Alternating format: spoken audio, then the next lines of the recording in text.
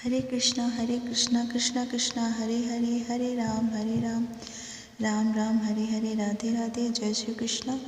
आज मैं आप सभी से मार्गशीर्ष माह के शुक्ल पक्ष की एकादशी को क्या कहते हैं, इसका व्रत किस दिन रखा जाएगा और महत्व पूजा विधि के बारे में बात करूँगी।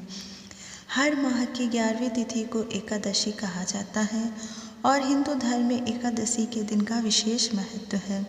हर माह 2 एकादशी पड़ती है और हर एकादशी का अपना अलग महत्व है। एकादशी का दिन भगवान विष्णु जी को समर्पित है। इस दिन भगवान विष्णु जी की पूजा अर्चना और व्रत किया जाता है।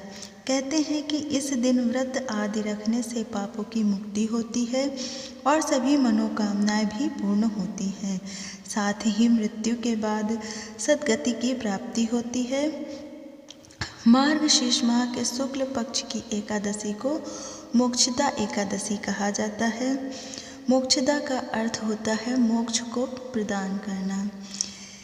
इसी दिन भगवान कृष्ण ने अर्जुन को गीता का उपदेश दिया था, इसलिए इसे मोक्षदा एकादशी कहा जाता है। इस बार यह 14 दिसंबर दिन मंगलवार को पड़ रही है। मान्यता है कि एकादशी का व्रत अगर श्रद्धा और निष्ठा से किया जाए तो पूर्वजों को मोक्ष की प्राप्ति होती है।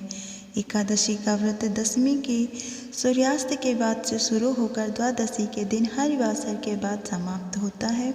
हिंदू धर्म में एकादशी व्रत कठिन व्रतों में से एक होता है। आप जानते हैं पूजा विधि और तिथि, शुभ मुहूर्त क्या है।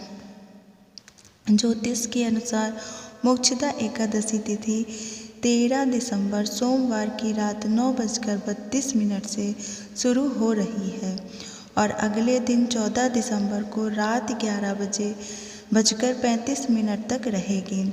ऐसे में उदया तिथि 14 दिसंबर की होने के कारण मोक्षदा एकादशी का व्रत मंगलवार के दिन रखा जाएगा। एकादशी व्रत की पूजा सुबह ब्रह्म मुहूर्त में स्नान आदि के बाद की जाती है। मोक्षदा एकादशी का पारण का समय। मोक्षदा एकादशी व्रत का पारण द्वादशी के दिन किया जाएगा।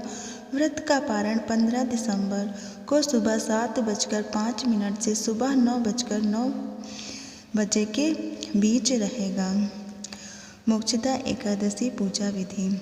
मोक्षदा एकादशी व्रत दशमी तिथि को दोपहर के समय में भी एक समय ही भोजन करना चाहिए।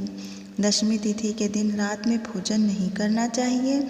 एकादशी के दिन ब्रह्म मुहूर्त में उठकर स्नान करना चाहिए और भगवान के सामने व्रत का संकल्प रखना चाहिए। इसके बाद भगवान श्री कृष्ण के आगे धूप, दीप और नैवेद्य आदि समर्पित करते हुए विधि पूर्वक पूजा करनी चाहिए। इतना ही नहीं, इस दिन रात के समय पूजा, जागरण, व्रत कथा, आरती, भगवान की दिन भर आराधना करनी चाहिए। एकादशी के अगले दिन द्वादशी को पूजन के बाद व्रत का पारण करना चाहिए और इसके बाद जरूरतमंद व्यक्ति को भोजन और दान देना चाहिए।